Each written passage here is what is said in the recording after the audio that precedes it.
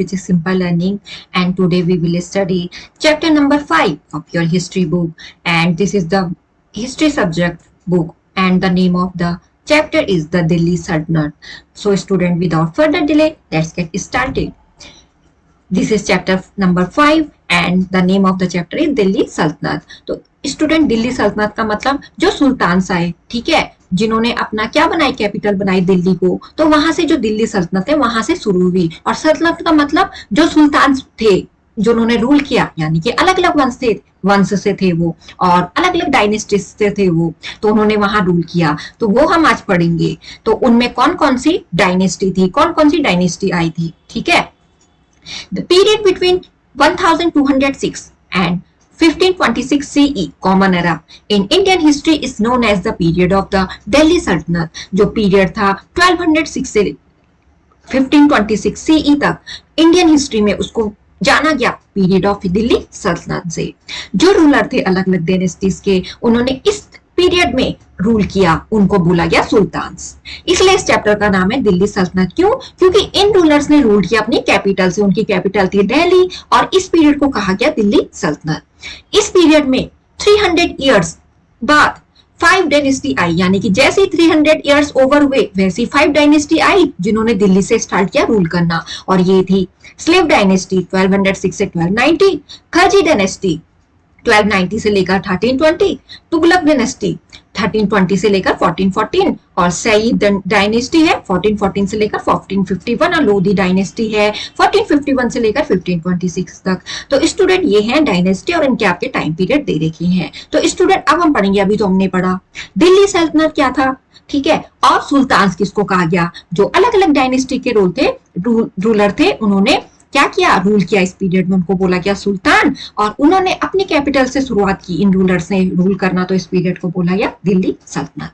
तो I hope आपको यहां तक समझ में आया होगा। अब हम पढ़ेंगे स्टूडेंट हिस्ट्री के source. The manuscripts, inscriptions, coins and architecture provide a lot of information about the Delhi Sultans। Manuscript यानी कि जो हाथ से लिखा जाता था, किसमें, पाम लीव्स में। पहले ऐसा था ना, मैन्यूस्क्रिप्ट्स, उनसे हम जानते थे अपने पास्ट के बारे में। अभी भी जो हिस्टोरियंस हैं वो ऐसे पढ़ते हैं।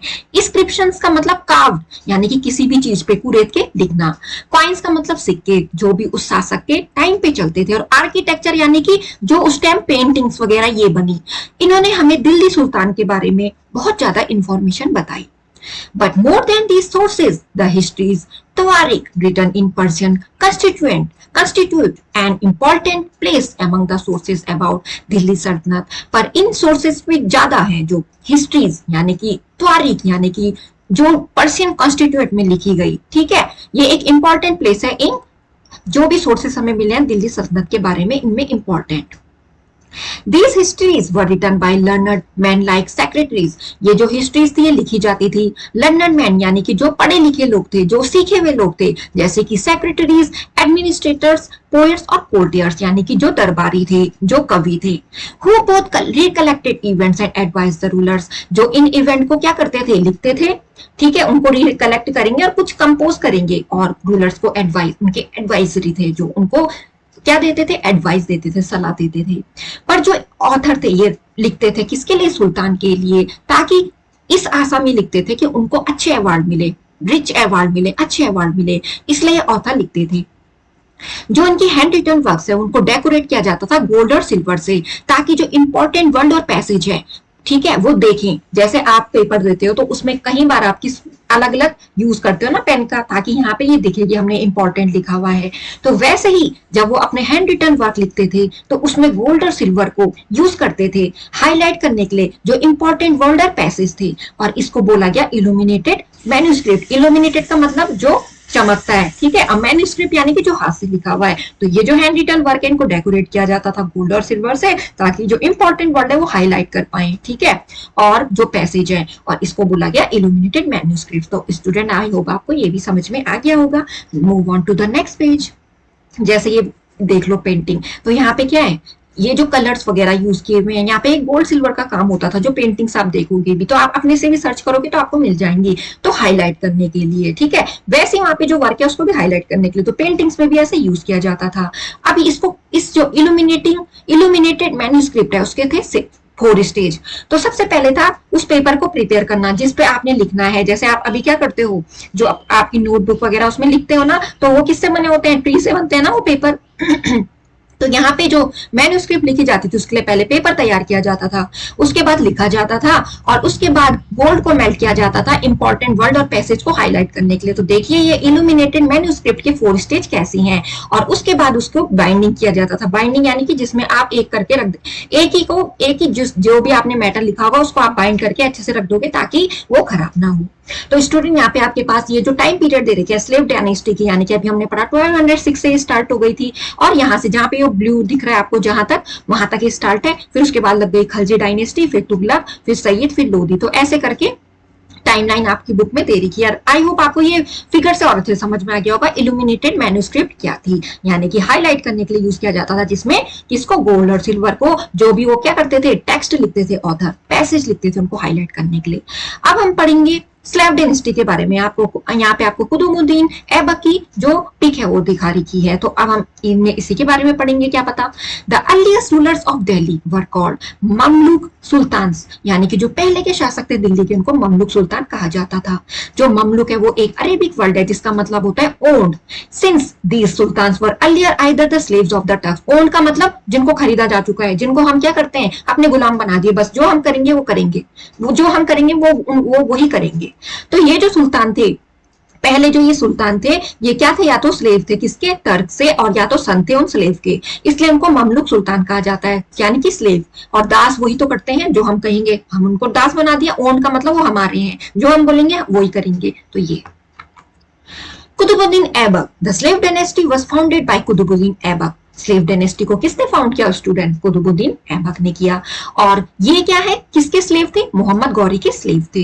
और जो गौरी हैं, जो मोहम्मद गौरी हैं, उनके अपने कोई भी सन नहीं थे, और उन्होंने अपने डेथ के बाद, जब उनकी डेथ हुई 1206 में, तो उन्होंने कुतुबुद्दीन ऐबक को सुल्तान बना दिया, रूलर बना दिया। He became the sultan by virtue of his courage and ability. और उनको इसलिए बनाया क्योंकि वो क्या थे, उनपे वो गुण थे, वर्च्यू थी उनपे, करेज की, वो साहसी थे, और वो एबल भी थे। तो स्टूडेंट उन्होंने क्या बनाई थी, कुतुब मीनार बनाई थी ना, आपने दिल्ली में जाके आई होप देखा भी होगा कुतुब मीनार, ठीक है। After the death of Muhammad Ghori, Aibak acted with foresight and separated Delhi सल्तनत from the Ghurid Empire। और इनकी डेथ के बाद ऐबक ने, ठीक है, आगे देखा, उन्होंने देखा कि मुझे आगे अपना जो भी एम्पायर है वो कैसे बढ़ाना है, और उन्होंने दिल्ली सल्तनत को सेपरेट कर दिया गुरिद एम्पायर से, और इससे इंडिया को हेल्प मिली। This help India from being drawn into central Asian conflicts. और इससे इंडिया को क्या हो गया, इसने इंडिया को हेल्प की ताकि वो किस में ना पड़े, सेंट्रल एशियन कॉन्फ्लिक्ट्स में ना पड़े। इट ऑल्सो इनेबल्ड दिल्ली सल्तनत टू डेवलप इंडिपेंडेंटली। और इसने दिल्ली सल्तनत को ऐसा बना दिया कि वो अपने आप ही इंडिपेंडेंटली डेवलप हो सकती है। क्यों, क्योंकि ऐबक ने गुरिद एम्पायर से अलग कर दिया, ठीक है, गुरिद एम्पायर को दिल्ली सल्तनत से अलग कर दिया था। Besides being a brave warrior, Aibak was a just and impartial king। और इनके अलावा वो एक ब्रेव वॉरियर तो थे ही, कौन, ऐबक, और वो एक इम्पार्शियल किंग थे, यानी कि वो पार्शियलिटी नहीं करते थे, कोई भी भेदभाव नहीं करते थे, और वो लिबरल थे, आजाद थे, और बहुत ज्यादा मनी कहाँ देते थे, चैरिटी में दे देते थे, दान में दे देते थे, इसलिए उनको बोला गया लाख बख्श। तो स्टूडेंट ये आप ध्यान रखना, क्योंकि आपके एग्जाम में ये आ सकते हैं क्वेश्चन कि लाख बख्श किसको कहा गया, लाख बख्श कहा गया कुतुबुद्दीन ऐबक को। क्यों, क्योंकि वो दान में बहुत पैसे दे देते थे, जो भी उनके पास था वो चैरिटी में दे देते थे। गिवर ऑफ लाख्स, यानी कि इतने दे देते थे, लाख बख्श का मतलब इतने, कितना होता है लाख, जिसमें कि 5 डिजिट होती हैं, ठीक है, एक डिजिट के साथ 5 जीरो, तो इतने ज्यादा। He built the Quwwat ul Islam mosque in Delhi, उन्होंने ये मॉस्क भी बनाई, और 2.5 दिन का झोपड़ा जो अजमेर में है वो भी बनाया। तो स्टूडेंट ये आपके 1 मार्क्स से अगर क्वेश्चन आएंगे तो उनमें आप ध्यान रख सकते हो इनको। He started the construction of the famous Qutub Minar but died before it could be completed। उन्होंने कुतुब मीनार का जो कंस्ट्रक्शन है उसको स्टार्ट कर दिया था, पर मरने से पहले वो इसको कंप्लीट नहीं कर पाए। He died in 1210, वो 1210 में मर गए। क्यों, क्योंकि वो हॉर्स से गिर गए थे जब वो चौगान या पोलो खेल रहे थे। तो उनकी डेथ कैसे हो गई स्टूडेंट, जब वो चौगान और पोलो खेल रहे थे तो 1210 में वो हॉर्स से नीचे गिर गए खेलते खेलते, और उनकी डेथ हो गई। Iltutmish Qutubuddin Aibak was succeeded by his son आराम शाह। कुतुबुद्दीन ऐबक के बाद कौन बना, उनके जो बेटे हैं आराम शाह वो बने, ठीक है। सिंस आराम Shah was an incapable ruler, जो आराम शाह है वो कैपेबल रूलर नहीं थे और उनको इल्तुतमिश ने फेंक दिया, यानी कि was overthrown का मतलब हटा दिया। इल्तुतमिश अ स्लेव, यानी कि वो एक स्लेव थे, कौन, इल्तुतमिश, वो स्लेव थे और सन इन लॉ थे कुतुबुद्दीन ऐबक के। तो जैसे कुतुबुद्दीन ऐबक कैपेबल रूलर नहीं थे तो उनको हटा दिया इल्तुतमिश ने, जो उनके सन इन लॉ थे, किसके, कुतुबुद्दीन ऐबक के। Iltutmish was the governor of Bihar at the time of his succession to the throne, जो इल्तुतमिश है वो गवर्नर थे बिहार के उस टाइम पे जब वो थ्रोन में राजगद्दी में बैठे। When Iltutmish became the ruler, he had to face many problems. जब इल्तुतमिश क्या बने, रूलर बने, तो उन्होंने बहुत ही ज्यादा प्रॉब्लम फेस की, बहुत ही ज्यादा कठिनाइयां देखी। जो फॉरेन एनिमी थे, यानी कि जो बाहर के एनिमी थे, और जो अंदर के रिबल होते थे, रिबल का मतलब विद्रोह जाना, ठीक है, जो एक जिसमें कि आपस के लोग सहमत नहीं होते और आपस में विद्रोह कर देते हैं, तो वो चाहते थे उनको ओवरथ्रो, यानी कि उनको भी हटाना वहां से। पर जो इल्तुतमिश थे उन्होंने विजडम और करेज के साथ एक्ट किया, यानी कि ऐसे काम किए अपने सोच और बुद्धि के साथ, अपने और साहस के साथ। He undertook a number of conquests to suppress his enemies. उन्होंने बहुत ही ज्यादा क्या किए, कॉन्केस्ट यानी कि जीते, ताकि वो अपने एनिमीज को हरा सके।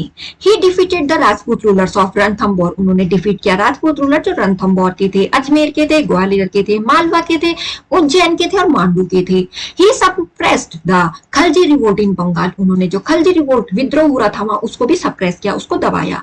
He also defeated Qubacha the ruler of Multan, उन्होंने उनको भी पराजित यानी कि डिफीट किया, हराया। यलदोज जो रूलर थे गजनी के, उनको भी हराया। Gradually he recovered all the territories, धीरे धीरे उन्होंने टेरिटरीज को रिकवर किया, which had once formed a part of Mohammad गजनी's empire, जिन्होंने जो क्या थे, एक टाइम पे हिस्सा थे मोहम्मद गजनी के एम्पायर के। तो इल्तुतमिश की आपको यहाँ पे पिक दे रखी है स्टूडेंट। तो इल्तुतमिश कौन थे, सन इन लॉ थे कुतुबुद्दीन ऐबक के। Tom of Iltutmish, Tom Iltutmish की, ठीक है, उनकी जो मकबरा है वो उसकी पिक दे रखी है। Iltutmish used diplomacy to save his kingdom, जो इल्तुतमिश है उन्होंने डिप्लोमेसी की ताकि उनकी जो किंगडम है उसको सेव किया जा सके, किससे, मंगोल इन्वेजन से, यानी कि जो मंगोल इन्वेजन, मंगोलों का आक्रमण है उसके रिजल्ट से, यानी कि आक्रमण से उनको बचाया जा सके। In 1221 Mongol leader Genghis Khan conquered many parts of Central Asia. 1221 में जो मंगोल लीडर है जिनका नाम है चंगेज खान, उन्होंने बहुत ही ज्यादा सेंट्रल एशिया के पार्ट्स जीते। Chasing the ruler of Khwarizm, the Mongols came right up to the bank of the Indus River, और पीछा करते करते ख्वारिज्म के जो मंगोल्स है वो आ गए इंडस रिवर के किनारे तक। एंड थ्रेटन इल्तुतमिश एम्पायर, और उसके बाद क्या किसको परेशान कर दिया, इल्तुतमिश एम्पायर को, ठीक है। तो स्टूडेंट पहले ऐसा होता था ना कि पहले घोड़ों को ले जाके लड़ाई की जाती थी और धीरे धीरे बसते बसते क्यों एनिमी उनके पीछे तक आ जाता था। ऐसे ये भी आ गए, ये कहां तक आ गए, इंडस रिवर के बैंक तक आ गए थे, और इस वजह से जो इल्तुतमिश एम्पायर है उसको भी उन्होंने अपना निशाना बनाया। जो रूलर है ख्वारिज्म रिक्वेस्टेड इल्तुतमिश, उन्होंने रिक्वेस्ट की, प्रार्थना की इल्तुतमिश से, किसने, ख्वारिज्म ने, क्या, ताकि उनको क्या दे दी जाए, शेल्टर यानी कि शरण दे दी जाए। But sensing the danger of Mongol attack on his empire, he diplomatically refuse him shelter, पर उन्होंने भापा, इल्तुतमिश ने ये भाप दिया कि मंगोल अटैक उनके एम्पायर में ना हो, उन्होंने भाप लिया था और इसलिए उन्होंने उनको शेल्टर देने से मना कर दिया, किसको, जो रूलर है ख्वारिज्म को। दिस प्लीज चंगेज खान, इसकी वजह से चंगेज खान है वो खुश हो गए और उन्होंने क्या किया, इल्तुतमिश एम्पायर पे क्या नहीं किया, अटैक नहीं किया। तो ये देखिए कितने डिप्लोमेसी थी इल्तुतमिश की कि वो क्या थे, जो मंगोल लीडर चंगेज खान थे, तो उनसे बचने के लिए इन्होंने किसको शरण नहीं दी, रहने के लिए नहीं दिया, ख्वारिज्म को नहीं दिया, ठीक है। तो ये था। Another problem faced by Iltutmish was that many nobles did not accept him as a ruler because of his slave origin. जो दूसरी प्रॉब्लम फेस की इल्तुतमिश ने वो ये थी कि बहुत सारे नोबल्स ने एक्सेप्ट नहीं किया उनको एज ए रूलर की फॉर्म में, ठीक है। क्यों, क्योंकि उनका ओरिजिन कैसा था, स्लेव, दास का ओरिजिन था। तो उन्होंने बोला जब ये दास था तो हम इसको राजा कैसे मान ले। He received a letter of investiture from the Abbasid Caliph, ये उन्होंने जो लेटर था इन्वेस्टिटर का वो अब्बासिद कैलिफ से रिसीव किया। This was a formal recognition of his independent position as a sultan, और ये पहचान थी उनकी कि वो पहले भी इंडिपेंडेंट पोजीशन पे रह चुकी हैं, सुल्तान की पोजीशन पे रह चुकी हैं। Iltutmish organized a group of powerful Turkish nobles called the Chalisa or corps of 40 slaves and distributed all high offices among them। जो इल्तुतमिश है उन्होंने ऑर्गेनाइज किया टर्किश नोबल का ग्रुप जिसको बोला गया चालीसा या कॉप्स, किसके 40, जिसमें क्या थे, जिस कॉप्स में 40 स्लेव्स थे, वो ऑर्गेनाइज किया उन्होंने और इनको डिस्ट्रीब्यूट कर दिया, जो हाई ऑफिस थे उन पे डिस्ट्रीब्यूट कर दिया। तो ऐसा किया उन्होंने, ऑर्गेनाइज किया ग्रुप का, नोबल्स का ग्रुप जिनको बोला गया चालीसा या 40 स्लेव्स का कॉप्स। इन्वेस्टिटर है, उसका मतलब हुआ क्या, जो आपके यहाँ पे आ रखा है ना ये वर्ड, ये जो वर्ड है ये आपके यहाँ पे आ रखा है, इसका मतलब समझ लेते हैं। लेटर ऑफ इन्वेस्टिटर क्या था? इन्वेस्टिटर इज अ सेरेमनी, ये एक सेरेमनी है जिसमें कि किसी को ऑफिशियल टाइटल दिया जाता है। तो उसने वो जो टाइटल है, वो जो लेटर है उसमें ये था कि उनको कभी ये टाइटल दिया गया था, ठीक है, किससे? अब्बासीद कलीफ से। तो उन्होंने वो जो लेटर है जिसमें कि उनको टाइटल दिया गया, ठीक है, तो वो रिसीव्ड किया। और ये क्या था? फॉर्मल रिकॉग्निशन था उनका इंडिपेंडेंट पोजीशन, यानी कि उनके इंडिपेंडेंट पोजीशन किसके फॉर्म में? सुल्तान के फॉर्म में। तो इन्वेस्टिटर एक सेरेमनी हुई जिसमें कि किसी को एक ऑफिशियल टाइटल दिया जाता है, in which someone is given an official title. तो आई होप आपको यहाँ पे समझ में आ गया होगा। He introduced an efficient system for collecting land revenue। और उन्होंने इंट्रोड्यूस किया, उन्होंने ये इंट्रोड्यूस किया कि एक एफिशिएंट सिस्टम किसका? लैंड रेवेन्यू को कलेक्ट करने का। He divided his empire into numerous big and small pieces of land। उन्होंने जो अपने एम्पायर को डिवाइड कर दिया, किसमें? स्मॉल पीसेस ऑफ लैंड में, जिसको बोला गया इक्तास, यानी कि उन्होंने एम्पायर को छोटे और बड़े पीसेस यानी कि लैंड के पीसेस में डिवाइड कर दिया अपने एम्पायर को। बहुत सारे numerous big and small pieces किसके? लैंड के, जिसको बोला गया इक्तास। और ये जो इक्तास थे इसको किसको दिया गया? नोबल्स और ऑफिसर्स को दिया गया। किसके बदले? उनको कैश सैलरी नहीं दी जाती थी, तो इसके बदले दिया गया उनको ये बिग और स्मॉल पीस ऑफ लैंड। किसको? नोबल और ऑफिसर्स को। Each इक्ता was administered by an officer। और जो इक्ता है उनको कौन देखता था? ऑफिसर देखते थे, जिसको बोला गया इक्तादार, जो लैंड रेवेन्यू को कलेक्ट करते थे। तो आपको समझ में आ गया होगा आई होप। इक्तास किसको बोलेंगे?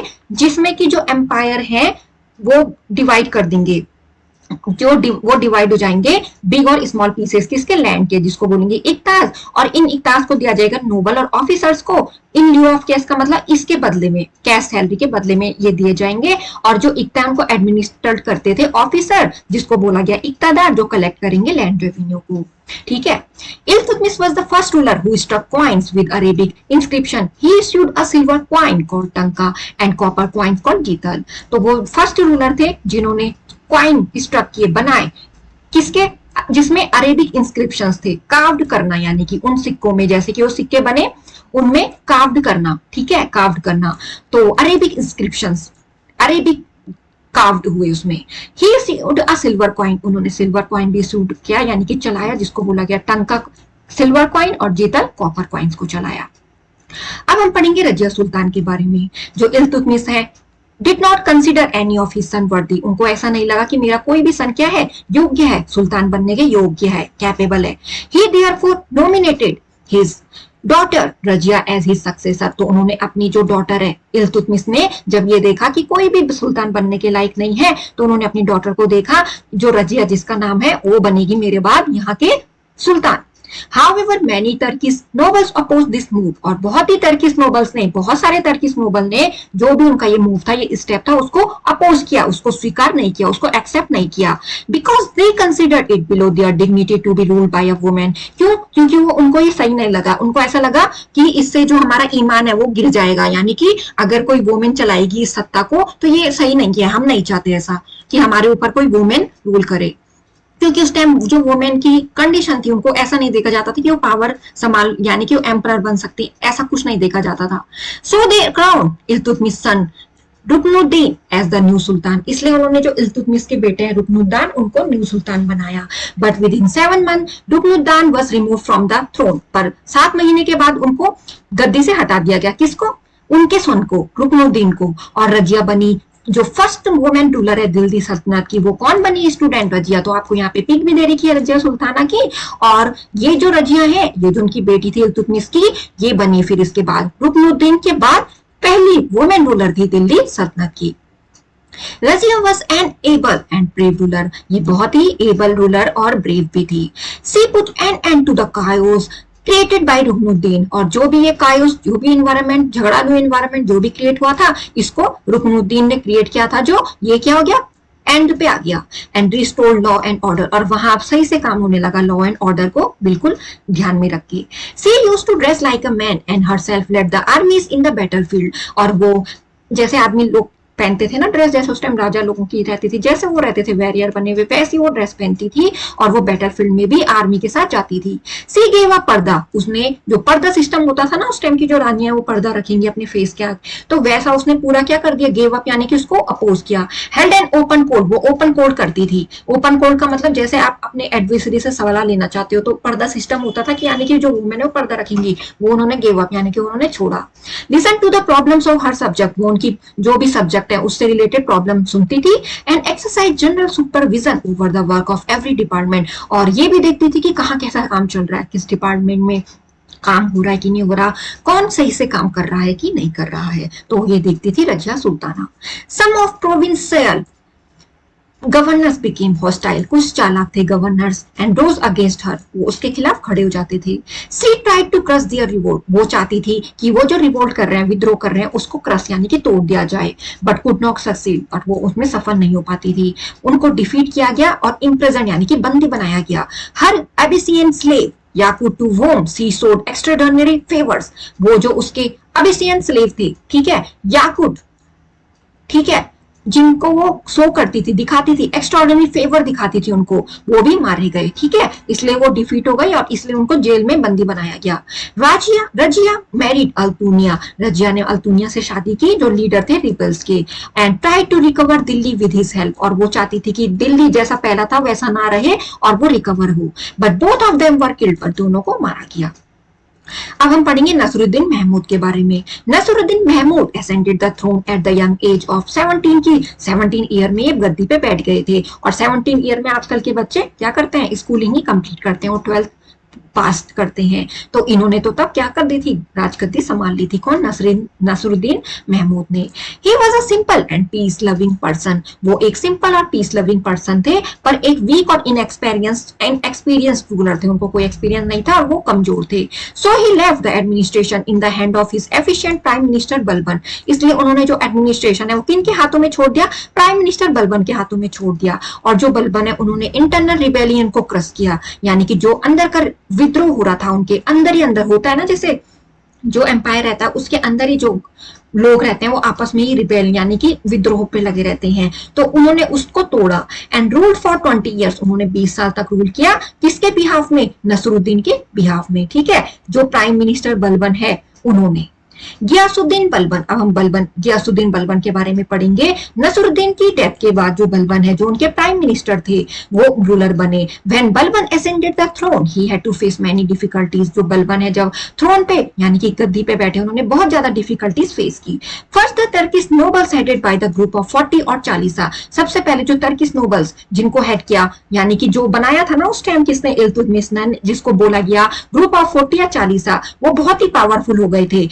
And threaten the position of the king, उन्होंने पोजीशन ऑफ यानी कि जो किंग है उसकी पोजीशन को भी हटाने की कोशिश की। Second, many local rulers troubled him, और दूसरी तरफ जो बहुत ही लोकल रूलर थे उन्होंने उनको परेशानी दी। बोथ विद इन द सल्तनत एंड ऑन इट्स बॉर्डर, वहां भी जहां उनके एम्पायर थी, सल्तनत थी और बॉर्डर्स पे भी। Third, he was faced with the continuous threat of attack by the Mongols, और उन्होंने तीसरा जो रीजन था वो क्या था, उन्होंने क्या किया, अटैक का सामना किया, यानी कि उन पे अटैक होने लगे, किसके थ्रू, मंगोल्स के थ्रू, ठीक है। तो उन्होंने ये डिफिकल्टी देखी, तो उनके टाइम पे इतनी डिफिकल्टी उनको फेस करनी पड़ी, किसको, स्टूडेंट बलबन को।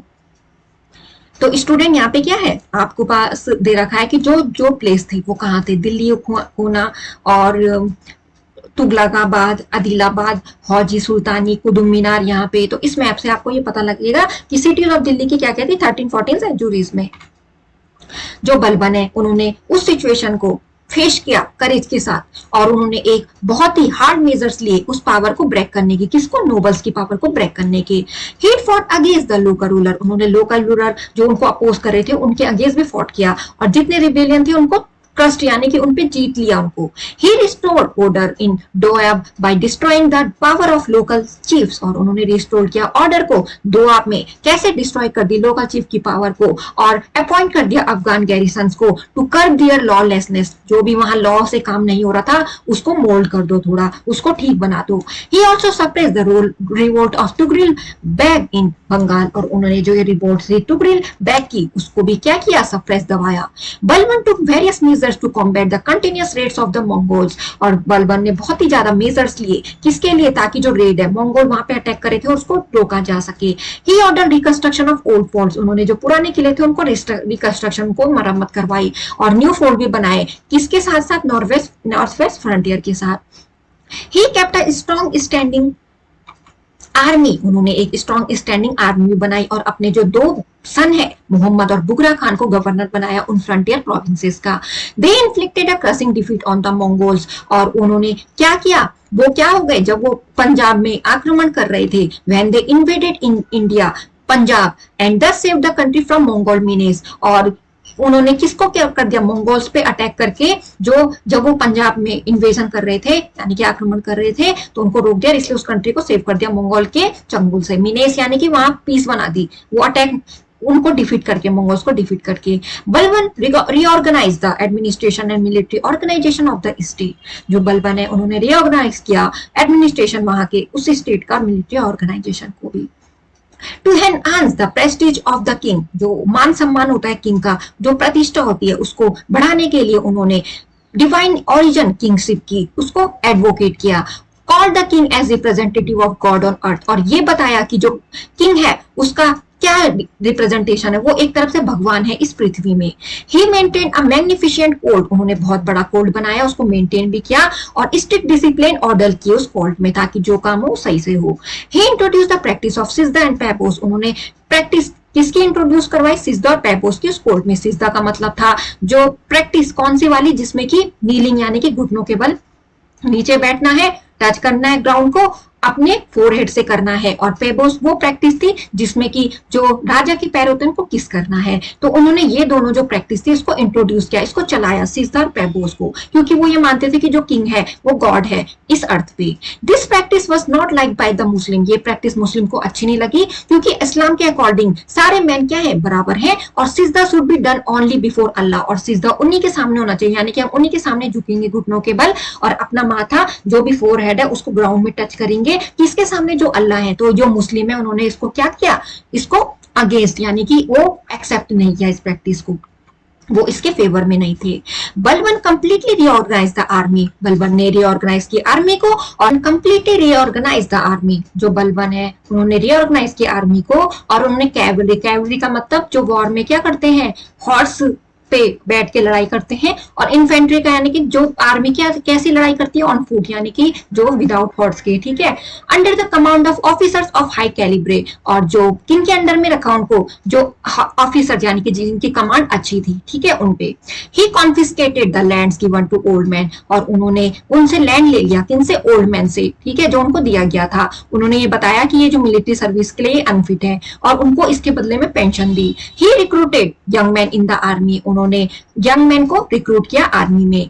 बलबन डाइड इन 1286, वो इतने में डाइड हुए, और जो उनके सक्सेसर थे वो बहुत ही क्या थे, कमजोर थे और कैपेबल नहीं थे, और इसलिए 4 साल बाद, उनकी डेथ के 4 साल बाद जो स्लेव डायनेस्टी है वो एक एंड पे आ गई, यानी कि वो खत्म हो गई। और उसके बाद कौन सी डायनेस्टी आई जिसने उनको रिप्लेस किया, खलजी डायनेस्टी।